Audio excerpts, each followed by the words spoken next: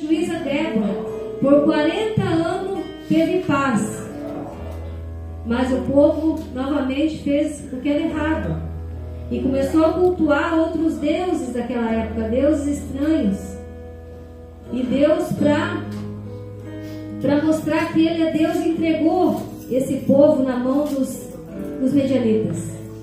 Então esse Gideão, que o Senhor vem e se apresenta para ele, chama ele de homem valoroso, ele estava malhando trigo.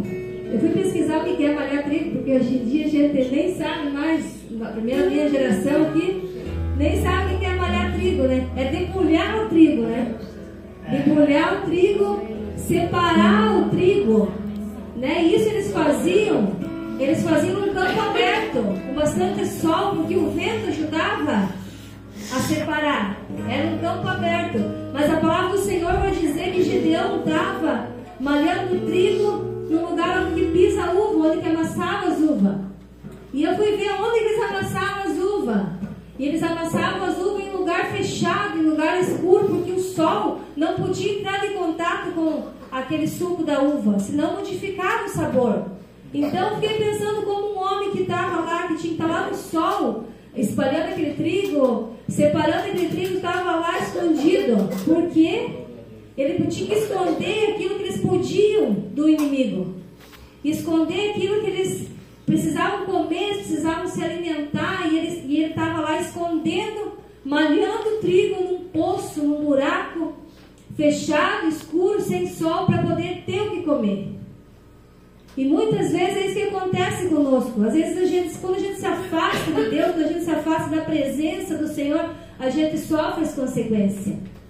A gente sofre o que não era talvez para nós sofrer se nós estivéssemos na obediência. E Gideão estava lá, então 7 anos se passou e o povo já estavam tentando já se esconder. A palavra do Senhor vai dizer, eu convido os irmãos para em casa ler essa história inteira de Juízes, ela é bem compridinha, então não vou conseguir ler tudo agora, estou dando uma explanada. A palavra do Senhor vai dizer que os israelitas, eles faziam covas nas rochas, nas fendas, nos lugares bem fortes, para se esconder dos medianitas. Porque eles iam lá e sacavam tudo que eles tinham. E a fome já estava tão grande, que eles não sabiam mais o que fazer, então eles clamam ao Senhor. E quando eles clamam ao Senhor, o Senhor responde.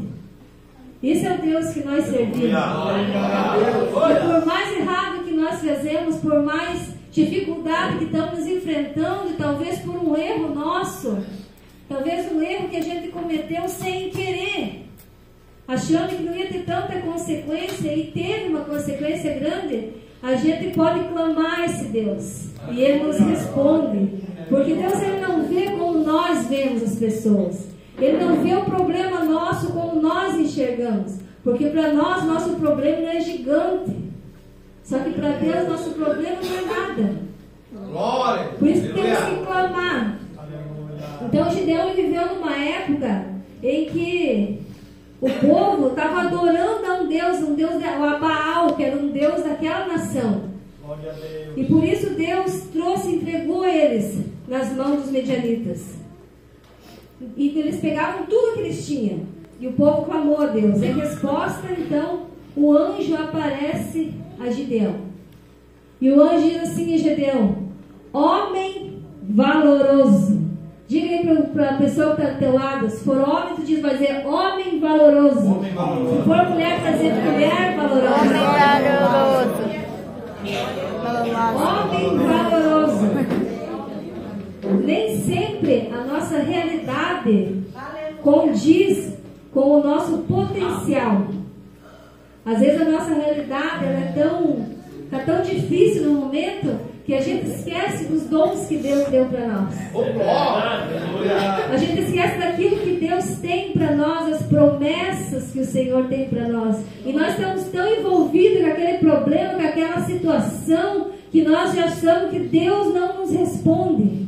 Que Deus, Ele não faz mais milagres. Eu ouvi uma pessoa dizendo que Deus não faz mais milagre. É mentira. Eu sou um milagre. Eu sou um milagre. Essa minha tia aqui, minha tia Marli, ela está aqui, ela sabe do meu passado, minha prima que também sabe. A minha tia, que ela orou por mim não sei quantos anos, me forçava a ir para a igreja, e eu ia porque era forçada, e não queria estar lá, mas eu ia igual, e ela me levava numa igreja, ela me levava na outra igreja, e ela orando por mim, e eu ia só por ir. Porque depois eu queria sair com a filha dela, que é minha prima, da mesma idade, quase minha, e ela só deixava se nós íamos para a igreja. Então a gente ia por ir. Né? Então a minha tia está aqui, hoje ela está colhendo o fruto da oração dela, né? Hoje ela está colhendo o fruto de ver eu aqui, né? Fazendo coisas para Deus. Deus viu o melhor em Gedeão.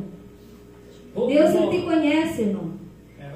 Deus ele conhece o teu coração, ele conhece o teu pensamento, sabe por quê? Porque foi ele que te fez. É verdade, Senhor. Ele conhece o teu potencial, ele conhece os dons que você tem. Ele te conhece muito mais do que você mesmo se conhece. Muitas vezes a gente não sabe se a gente tem algum dom, se a gente sabe fazer algo, mas Deus ele sabe e ele nos capacita a fazer. Por isso que quando nós somos chamados para algo na obra do Senhor, nós temos que ir.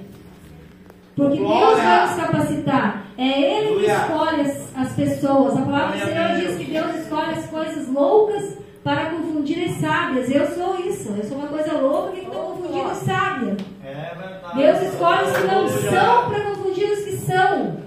E Deus te chamou hoje, nessa noite aqui. Você não está aqui por um acaso, por uma explosão lá do Big Bang. Não, você está aqui porque o Espírito Santo de Deus te trouxe aqui nessa noite. Porque Deus tem uma palavra para você, porque Deus te dá a vitória. Porque Deus quer agir no teu problema. De repente eu não sei onde que você está malhando o trigo. De repente seja em lugares árduos, de repente está passando algum problema com a família, com o filho, no casamento, financeiro, espiritual. Algo que está te incomodando, tirando a tua paz. Mas Deus hoje te trouxe aqui para um culto de vitória, para te dar vitória.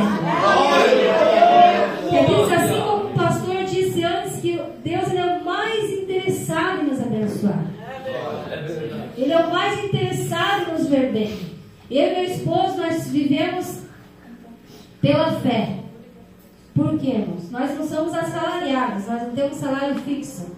E muitas vezes a gente sai, meu marido fala assim, teu palpite é onde hoje? Nós vamos sem rumo. Teu palpite é onde hoje? Eu não sei, vou para qualquer lado, que Deus vai abrir as portas. Tem dia que é poucas portas abertas, é pouco, mas tem dia que supera aqueles outros dias que foi pouco. Então Deus ele vai testando a nossa fé, né? E meu marido ele profetiza muito na vida dele, né? Que eu começo a achar meio assim, né? Mas é bíblico, né? Porque Deus traz à existência aquilo que não existe. Né? E ele começa a falar, eu sou judeu, bem sucedido, sou rico, milionário, as portas se abrem, as pessoas me ligam no serviço. E ele vai falando, e ali um pouco alguém já liga.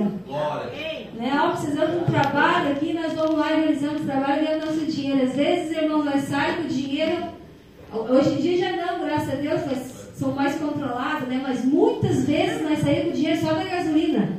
Nem do almoço nós não tínhamos. Nós abastecíamos o carro e ia.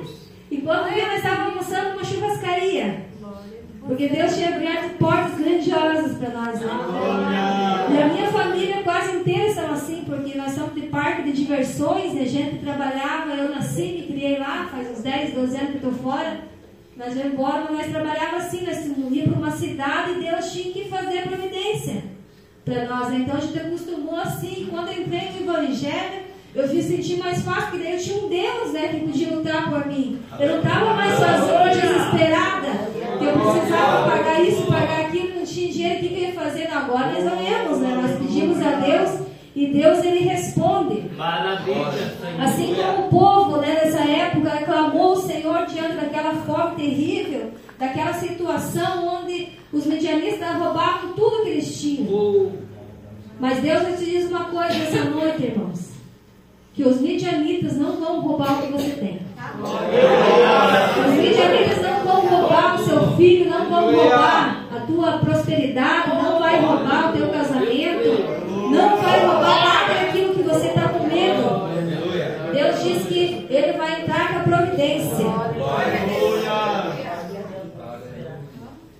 Glória a Jesus. E para nós, irmãos, termos como garantia dessa providência, aqui Deus, Ele fala para Gideão, primeira coisa que Ele fala para Gideão fazer, quando Ele se apresenta e chama homem valoroso, Ele fala para Gideão derrubar o ídolo, que é Baal, que é onde eles estavam se prostrando, onde eles estavam buscando aquele Deus que não era Deus, que era simplesmente uma estátua erguida por outras pessoas, faziam coisas macabras diante daquele ídolo deles, que era esse Deus de Baal. Deus manda ele derrubar. Então ele pega mais 10 homens pela noite com medo, né, que do pai dele, que era uns que serviam lá, e vão lá e derrubam esses.